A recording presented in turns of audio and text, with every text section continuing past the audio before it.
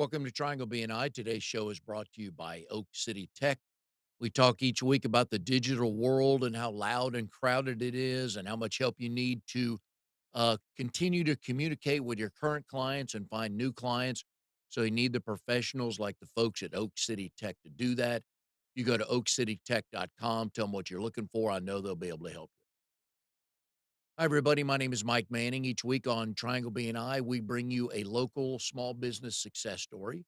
If you're not familiar with BNI, it is Business Networking International, the world's largest networking organization.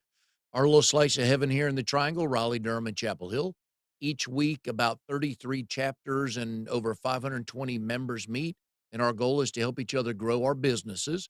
And our small business success story this week is Andrew Bodane, who is he's a partner at B2B CFO. Andrew is in RD27, Bull City Business Leaders. It's the big bad daddy in Triangle BNI. They meet Thursday mornings at 11:15. Right now, they are on Zoom. So if you're in the Durham area and want to meet some killer small business owners and networkers and connectors, that's a group to be. Andrew, how are you today? I'm good, Mike. Thank you so much for inviting me today. Glad to be here. Oh, happy to have you here. And let's talk some kind of overview stuff about what you guys do because we've not had your world on the show yet because you deal with larger companies and it's financial, your background, a lot of financial in your background. We'll get to that. But B2B CFO is what? So B2B CFO is the largest practicing CFO consulting firm in the nation. We have over 200 partners all across the country. It's a collection of senior financial executives that help work with businesses at different stages of their development to grow and meet their financial goals through business processes, helping them get cash, helping them strategically plan, understand their business, and move it forward to get away from the hurdles and the gaps that all growing businesses encounter. And you've been with them for 3 years, but you have a history of finances and administration and everything like that at that level. What's your favorite time to enter into discussions with a company? So my background is not with startups, although I've helped a few because I've, can help them with their strategic planning and their business plan per se.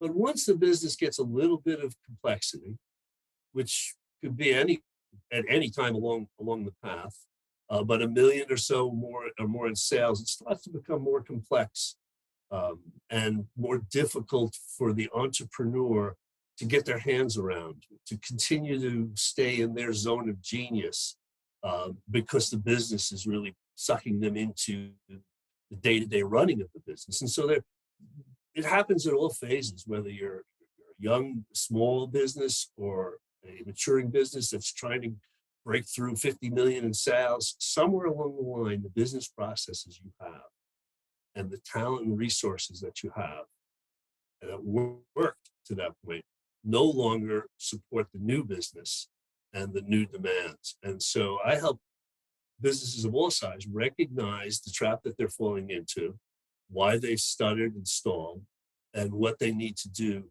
to re-energize the company by recognizing what kind of internal business structures they should have, what kind of staffing and organization they should have, what kind of repeatable, scalable business processes, what kind of cash they're going to need.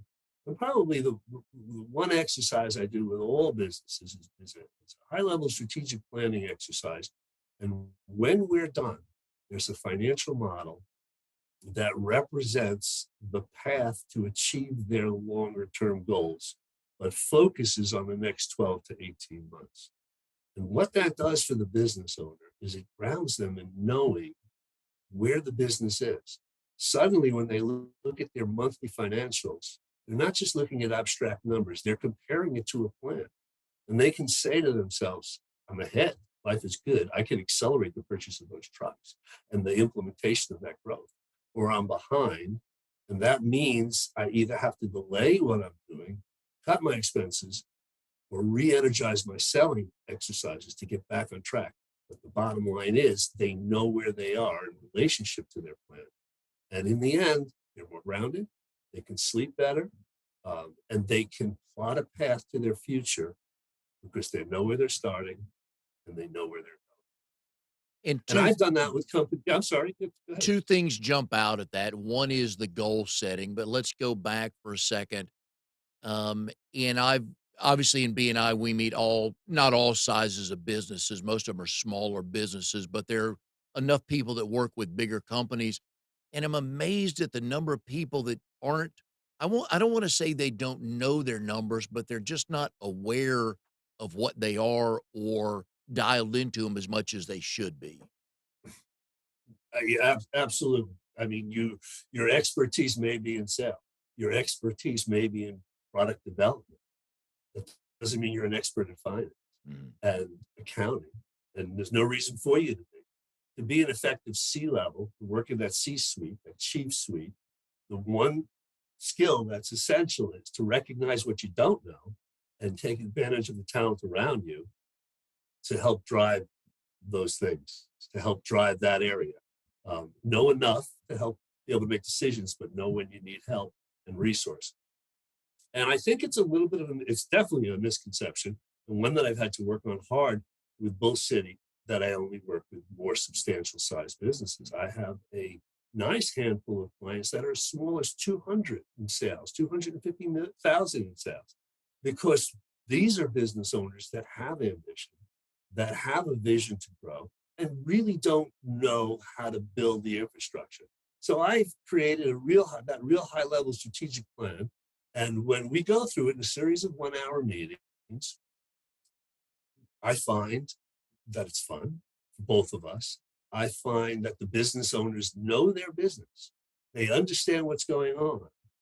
But what they don't know or have time for is to sit down and work on their business and think about their business in a strategic manner. And I do know how to ask the right questions and how to drive that conversation. And so they take the time to sit with me. And when we're done, as I talked about earlier, they end up with a financial plan to help guide them. A great story is I was doing a one-to-one with one of my colleagues at Bull City. He has a wonderful kitchen renovation business, countertops, counters, cabinets.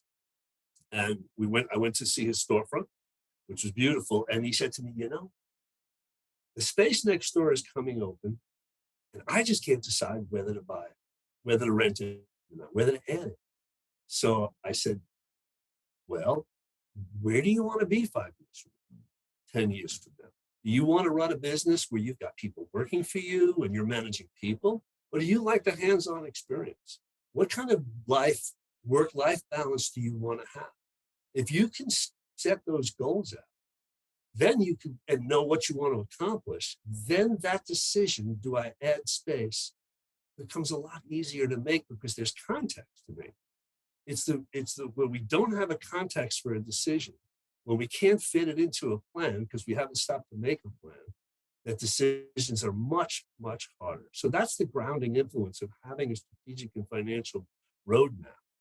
Decisions become easier. Is it on my path, or is it a nice idea but a rabbit hole, and that's not a direction I want to go in? It's transformational, Yep. and And I've gotten some wonderful feedback.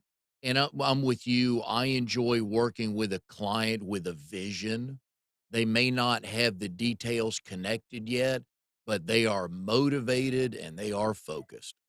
Mhm. Yeah, it's been a lot of fun working with these folks. It small business, they're sharp as heck. These Mm. people, and they know their business, and it's just a matter of helping them kind of get organized. Right. Uh, So we are, what is it, December 13th, I think it is. We would say most business owners don't have their 2022 goals, let's just say finalized. Let's assume they've started it, they've even looked at it or written 3 things down. What are some things, well, let me go back before we talk about the goals.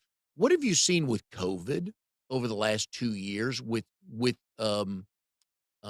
your business? well, in some ways, people are reaching out for more help because Mhm. the more challenge it is, the more pain they're in. I find I get new clients for two reasons. One, the owner has a lot of foresight and they recognize that to meet their goals, they need change, they need new resources, and they're actively looking for it.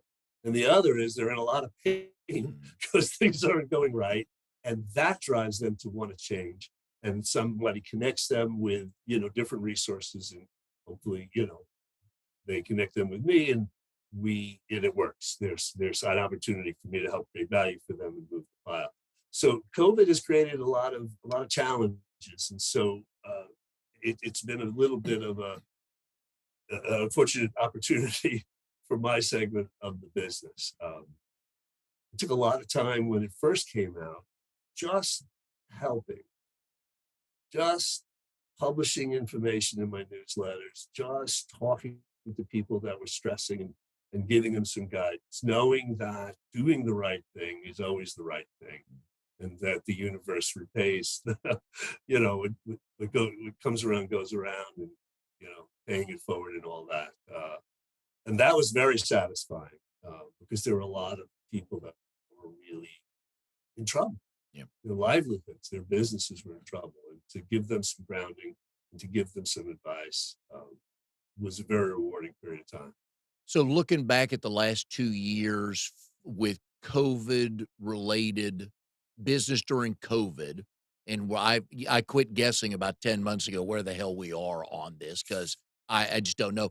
I was wrong when we started. When BNI originally went to Zoom, Mhm. 6 weeks, 8 weeks, they'll figure it out. So I've quit guessing after that. Yep, How do yep. we use that information to factor in our 2022 goals?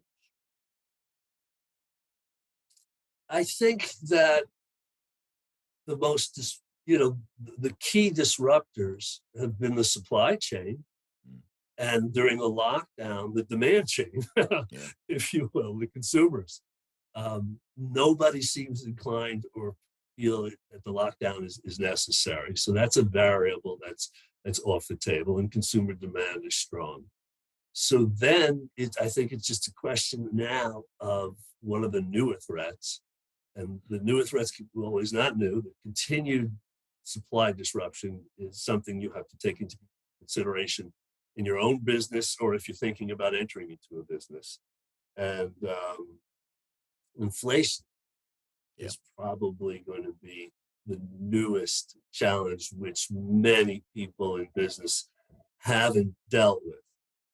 My gray beard goes back long enough where I remember when prime was 18%. Oh, yeah. And that can put you out of business if you're paying 20% Yeah. interest and never touching your principal.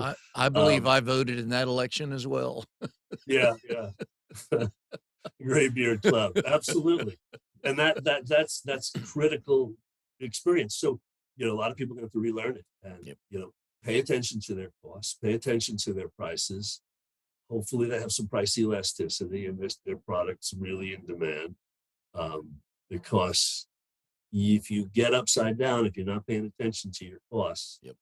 you can quickly start working harder and losing more money.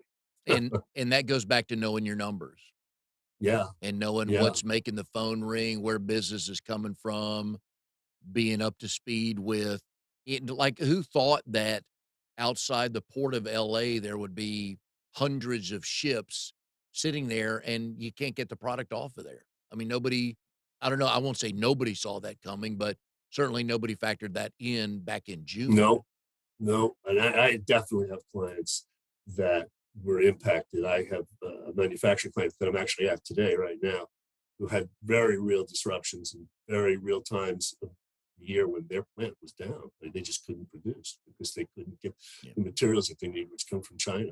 So it was still a good year for them, a decent year. But boy, opportunities lost, no doubt about it. Yeah. And I'm curious to see, and I do not want to get into the politics on this, but I'm curious to see from a small business standpoint what we learned, because a lot of businesses through COVID have learned, oh, well, like, and I go back to the restaurants who never did takeout or delivery. All of a sudden, hey, if we want to stay open, we better start delivering. So that's part of their business model now. So businesses like that that have and I'm over the word pivoted. So those businesses that have adjusted and Mhm. created and, looked at that way. I'm curious to know how this supply chain issue will will show up in 2022 or 2023 ordering, uh, creating new businesses domestically in any country and start building more products locally. I'm curious to see in the next 18 months what effect that'll have on small business. Yeah, and, I can't predict, but to be flexible, like if you're a restaurant with your menu, is one way to cope with it, so if you can't get chicken wings, then Yep. alright, check out the recipes, there's a lot of them online, and make something else, be ready to be ready to change, don't any business, even before all this, but, all this really highlights it. You really need to foster a culture of change. The pace of society is so fast that if you're not evolving, if you're doing business the way you did it yesterday, chances are your competition is way ahead. Yep. So, don't wait until you're in so much pain that it forces you to change, which is human nature. We're all that way. Yep. Just constantly challenge the status quo. If you ever find yourself saying this is the way we do it, then maybe you need to do it a different challenge that one right Yeah. there.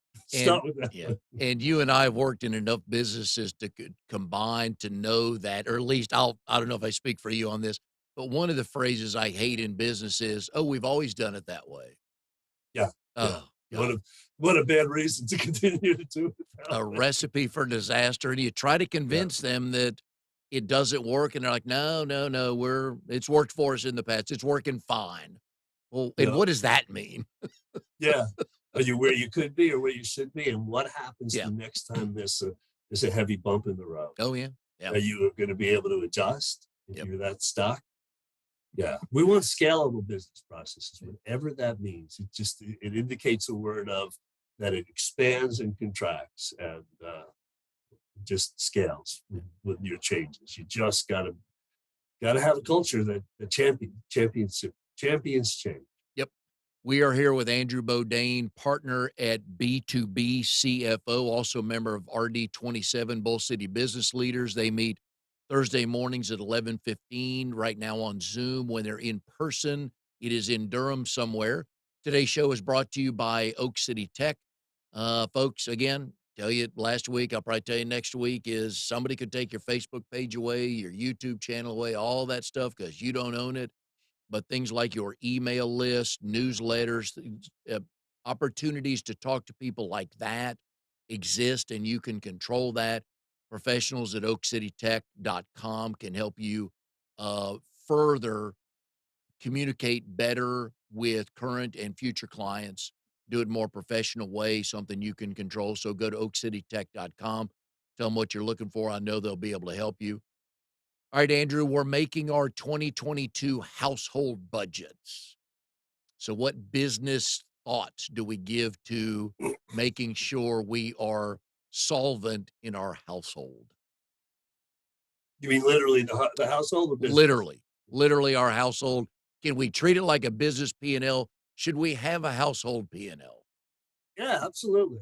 You know, I speak to financial advisors and we kind of articulate what our business models are. And really, as a CFO, I'm sort of the financial advisors for Mm, business, just like your personal financial advisor is a financial advisor for your personal side of your business. And so the same rules apply. You need to set goals. Who do you want to be when you grow up? How do you want to retire? Covey says start with the end in mind. So start with that. What's it look like when you retire? And how do you get what kind of lifestyle, quality of life do you have? And what do you think you're going to need? So and then, of course, every year, once you have a long term plan, it's the same process. Once you have that, you know what your business wants to look like in 10 or 20 years. What's the next 12 months got to look like and to keep you on to get you on that path. Same for your home. I'm maximizing my retirement savings or saving at a rate that the plan says I should be saving. yep. All that. It's the same principles. And you should know how much your electric bill is, your water bill is. So again, there's no surprises each month. So when you budget, Right. hey, we're bringing in, let's just pick $5,000 a month. Here are our expenses. Here's we've got a little play money. But maybe this month we don't because something's come due. But I wish more people would set a budget for their house as well. Yeah, and it's the same context it provides the same context. So if suddenly you want to get 3 new streaming services, Mhm. you could say, "Hey, wait a minute, I don't have an extra X a month for that. I guess I shouldn't. Yeah. I have context. Yeah. I have a reference point. I'm grounded." And I always go to Starbucks and again, great business model, wonderful story, but I'm amazed at the people that spend $5 a day there. Just Yeah, think about oh yeah. Oh it. yeah. Yeah. Yep. If you add it up and say, "Is coffee worth that much to you?" You go, "Hey, I can't be know bad." that if I did it 3 days a week instead of 5, I could get 2 of those streaming services. There you go. Exactly. Right. Context. Yep. So you are a distinguished graduate of Binghamton University. You have Yes. a bachelor's degree and a master's degree in accounting. Where else were you looking at going to college? Well, I started my college career at Clark University, which is the smallest university in the nation in Worcester. That's how they say it, Worcester, Mass. I think we had 1,600 undergraduates, and I was primarily there because it was a psych school, and uh, didn't work out. It was too crazy. The persona on campus was who could be the weirdest, and, and after about 3 semesters, my folks were supportive in letting me, take a little break and do some traveling, which I did all over Greece, and sleeping on beaches, and we'll never forget those memories. It definitely echoes back to today. It helps me know how to relax because that was the time when there really wasn't here. What a unique moment. So that school was a lot of fun, but it wasn't right for me. And when I came back from traveling, um, I had been accepted to Binghamton. There's a funny story there. Don't know whether I should tell it or not.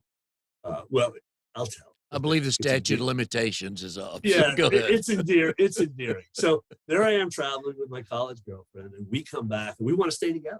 You know, things are good. And so we got some crazy plan about going across Canada or something. And my mother says, "Why don't you go to Binghamton? You've been accepted." So she applied for me while I was away.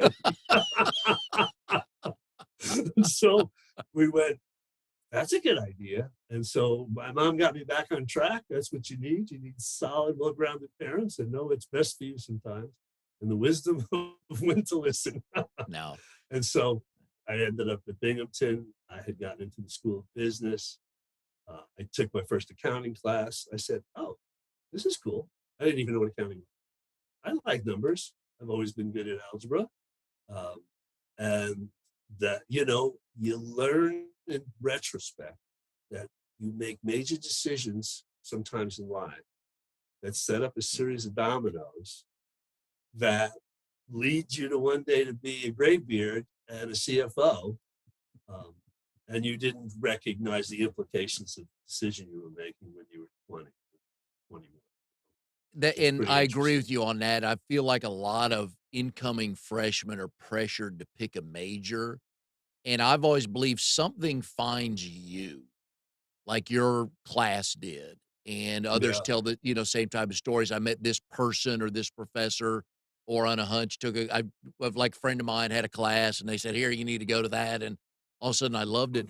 Was there finance in the family background before you decided on accounting? No, no, my father was an entrepreneur. His father was an entrepreneur, small business entrepreneur. My father had a liquor store and dry cleaning chain.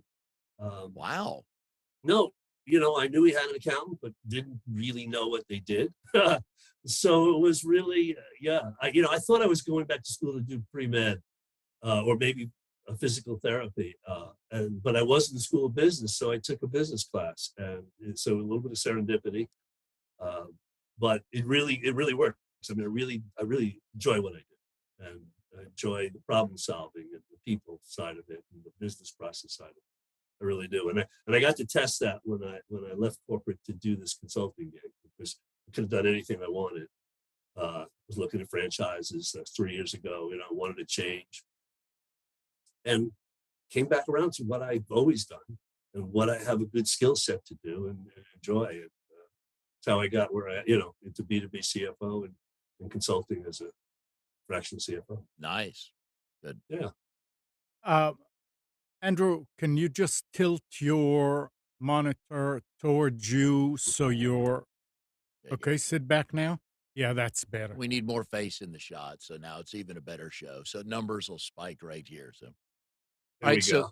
one of the things I like to do when people go to schools that I'm not familiar with, and I've heard of Binghamton, just not familiar with it, I like to look at distinguished alums, and I believe your appearance on this show will elevate you if you're not already there to that level. So one of the Baldwin brothers, I can't pick out William, but one of the Baldwin brothers. So again, better or worse. Yeah, yeah, yep. Jenna Wolf, who I watch on FS1. She's a host of a Great. sports talk show I like. Carl Ravitch from ESPN. I think a lot of sports fans are familiar. But there's a lady named Stephanie Courtney, and I wonder who knows that. You will know her as Flo from Progressive. Oh, no kidding. All right. That's great. That's great. And this is what I love about this country, man. Right place, right time, and look at her career. Unbelievable. She got that. Yeah, she's a comedian by trade and does Right. a lot of these troops, comedy troops and stuff. But man, right place, right time. And what are we going on 4 years for her? It seems like, and Yeah, if she's been careful, she's probably good, I get, you know? I guess it works. And East Meadow High School. Mhm. Again, you went. I'm assuming you went. Did you go 4 years there or three back in the day? No, 3, that's Yep. right. Ours Yeah, were three here 3 years too. So 3-year middle school or yep, junior high, we called it. yep, 3-year high yep, school. yep. Yeah, yeah. Two other distinguished alums along with you. All right. Chris Angel, the Mhm. magician, and one of my favorite baseball players back in the day, Frank Viola, played Wow. played with the Twins. So Nice. a lot of good people Yeah, coming out yeah, of there. yeah, yeah. No surprise you're as successful as you are, Andrew. No surprise. So It really is one of the big university centers, and it's a good school. give me It one of your was really a favorite great opportunity. give me one of your favorite high school stories. High school story. Yeah. Somebody, a team you played Yeah, on, somebody you I met. got it. I Yep. got it. This was during a transitionary period. I don't know if it's my favorite. It's probably my most infamous moment. Um, but I did play some basketball, and early on, I was pretty good. Some athletes are fast and have incredible hand-eye coordination. Uh, I just had tallness. So early on, when I was much bigger than everyone, I was pretty good, and then everybody kind of caught up with me. Then sadly, and this I don't know, this is just sadly, one Christmas, our basketball team was playing one of the best teams in the county, and I forgot to show up. Oh, The game was going to be televised. It was a big deal. I was being a kid and I was out playing. And when I realized that I had missed it, when I got back to school, I folded up my uniform. I went to the coach and I said, "It's not my first interest. I apologize, but clearly something's missing and I need to move on." uh, And he yeah. was fine with that. Did they win the game without you? No, they had like a guy that was 6'10", and our biggest guy was like 6'2", and then there was me, Okay. almost 6'2". But yeah, that was a grow up moment. What'd your folks say about that? My folks were very laissez-faire. They supported my recognition that I didn't do the right thing, and I owed better. I mean, you could argue, well, that's quitting, but yeah, I wasn't serving them. There were other people that deserved the time more than I was giving Yeah. and the attention. Yeah. Was that a So big they, high they were school? supportive. It was. Yeah. Yeah. We had like 3,000 kids. So in Oh each my. 3 grades, 1,000 in each grade. Yeah, it was plenty of people that wanted that spot. And they deserved it. Very good. One of my favorite questions to ask for guests that are married. Your wife's name is Carrie. How did you 2 meet, and do you both tell the story the same way? Um, Similarly, but the perspective was very different. So Yes. the way we met was that I was controller for a silicon sand mining company, and we had a softball team, and it was co-ed. And one of the women that worked in my department was getting my wife to come to the game. She was a good athlete, but to meet me because I was very single and very eligible, apparently, because I was controller at a young age. Um, and because of my job, I traveled, so I couldn't get to every game. But I definitely got to the point where I was attracted to this woman, and I wanted to ask her out. And after the game, one of the games, there's a bunch of us sitting around in a pizza parlor, and next to me is the guy who was one of the VPs. I'll keep it there, and he is dominating her attention. I mean, he's hitting on her really hard, and I was like, "This guy's married. He's a big." And I'm not that guy, you know what I mean? Gift the gab with the ladies. That's not. I'm a grounded, easygoing guy. But as the evening went on, he finally took a breath, and I just leaned across the table and I said, "Hey, would you like to go out for dinner on Friday night?" So Oh. there was no prelude. There was no soft, small talk because I couldn't get a word in against this guy.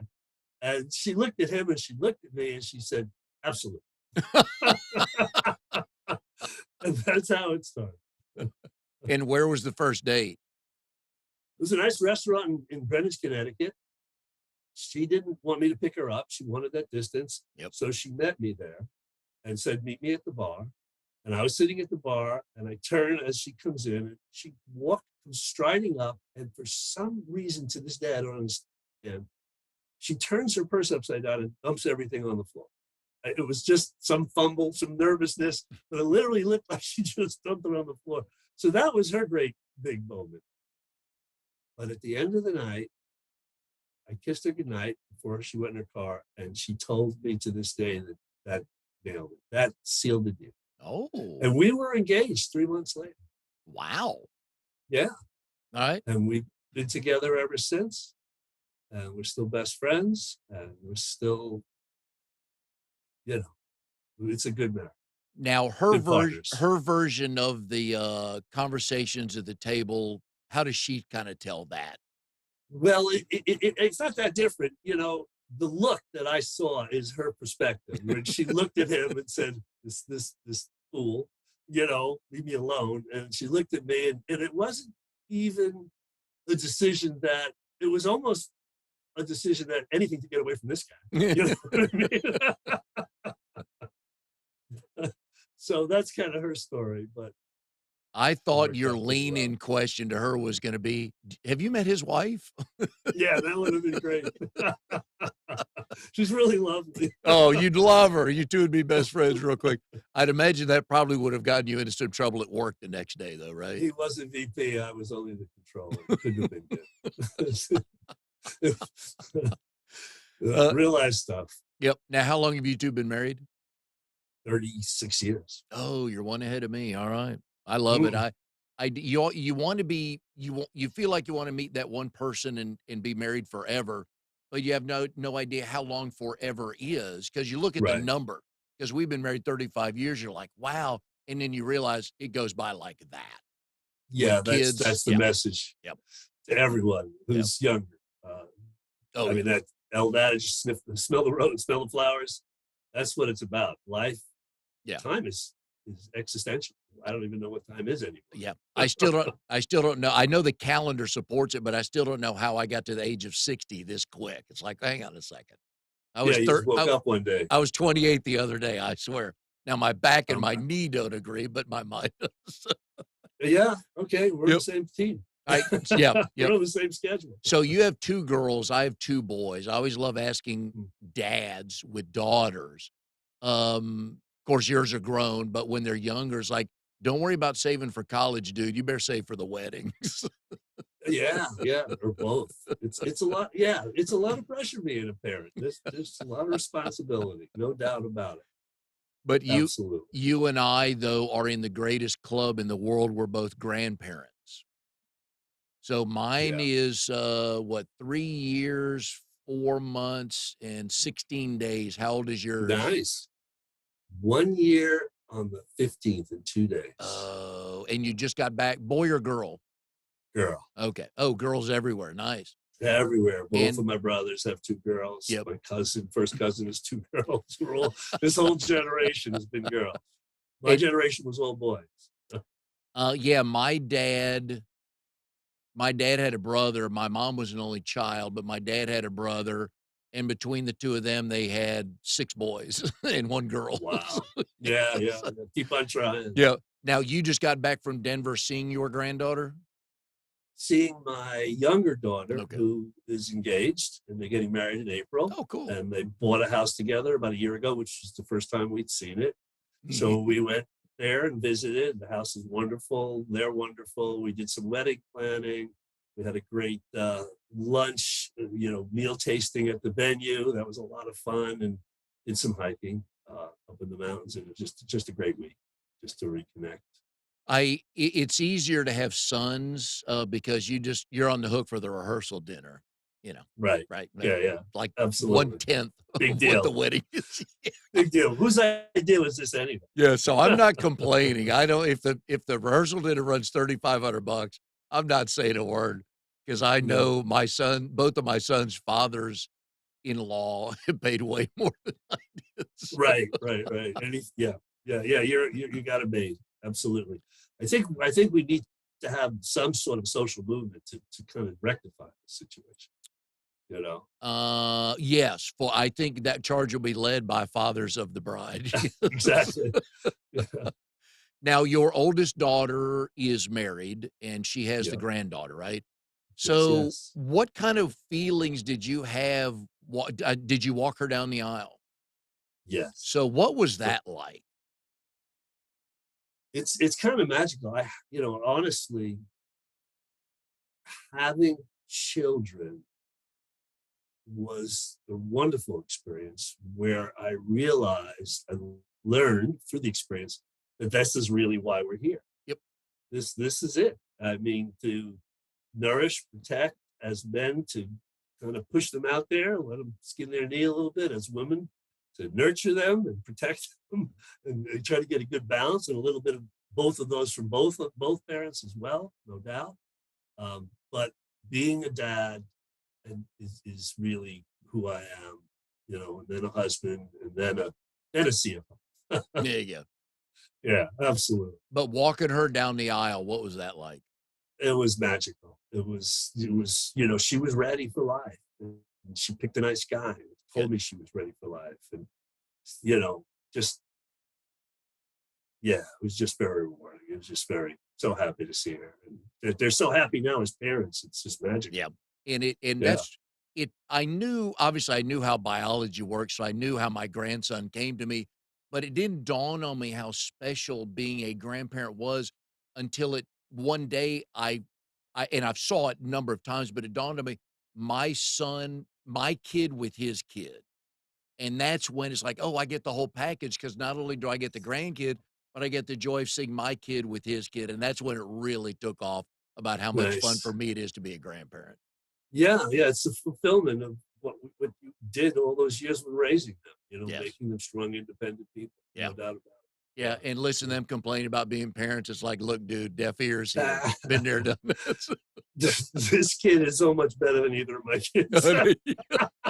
As babies, my kids were colic. It was like bad. Oh gosh. Yeah. Yeah, it was bad. Both of Uh, them. Woo. we got But lucky with that. Yeah, we yeah, did. this little girl is just a happy person. I mean, she's just fundamentally happy, Good. and that just to see her smile and bubble, and I just tell everybody, let's not screw this up. She's basically happy. It's Yeah. just let's not Yeah. mess with And her. I just with mine, I mean, he's getting to be coming up on 40 pounds or so. So I know eventually I'm not gonna be able to pick him up, which will be Yeah, sad for me because I just can't hold him and kiss on him enough. It's just so much fun. Just I'll every now and then, like Oliver, my cheek is missing something, and he knows to lean over and give me a kiss. oh man, Yeah. Yep. we're So getting there. yep. she's pulling herself up. She's just Oh, a yeah. full person. Suddenly she had legs a few months ago. You realized, you know, then they're close. So Eric has been, it's got probably the same cold I have. I got recently, and both of their cars are down. One needs a screw, and the other one has a flat tire. No. And anyway, I ran over with the COVID test because that's, you get a cold, you want to know, Yep. And so it's just so nice that they're that close. I had traveled, so I took the test, and then I got the cold, so I took a test, so I had a test for them. It's just nice to have them so close, Yeah. and that they wanted to be close and part of our lives. Yep. And then we have the daughter who's a trader and went out to Denver. Very nice. And going back Yep. to the wedding, one of the things I've learned of the the in-laws, the most irrelevant person of the four at a wedding is the father of the groom. Nothing for me to say or do. I stroke a check, and I don't get to make a speech. I don't get to do anything, and I'm okay with that. That's funny. Because Yeah. at our oldest son, who's the father of my grandson, he and our daughter-in-law have been married, I think they're coming up on 6 years.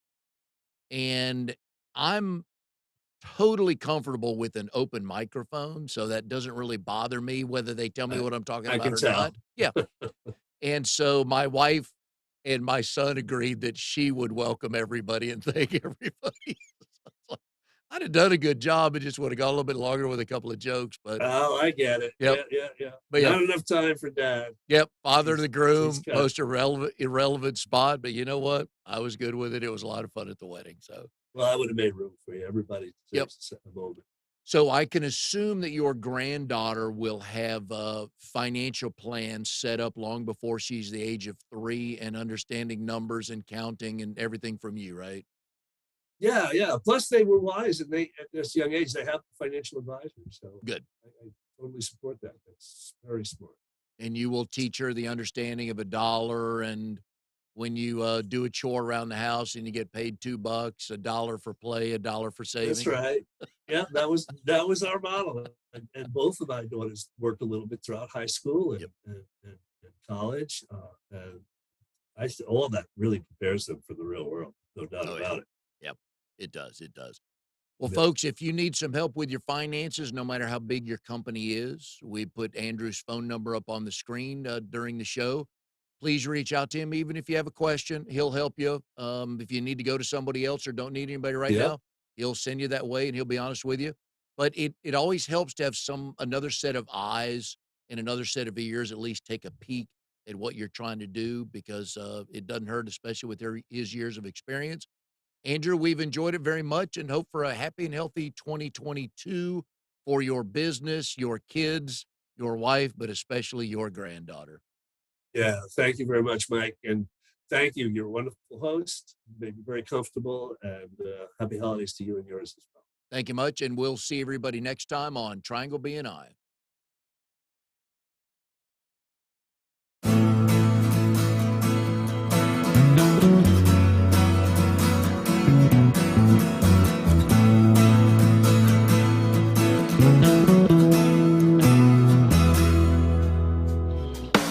You are tuned to the Nissan Communications Network. If you tuned in too late, you can always watch each program in its entirety or download an MP3 audio file of it in the archives section at nissancommunications.com. Don't forget to subscribe to our YouTube channel, follow us on Twitter, and like us on Facebook.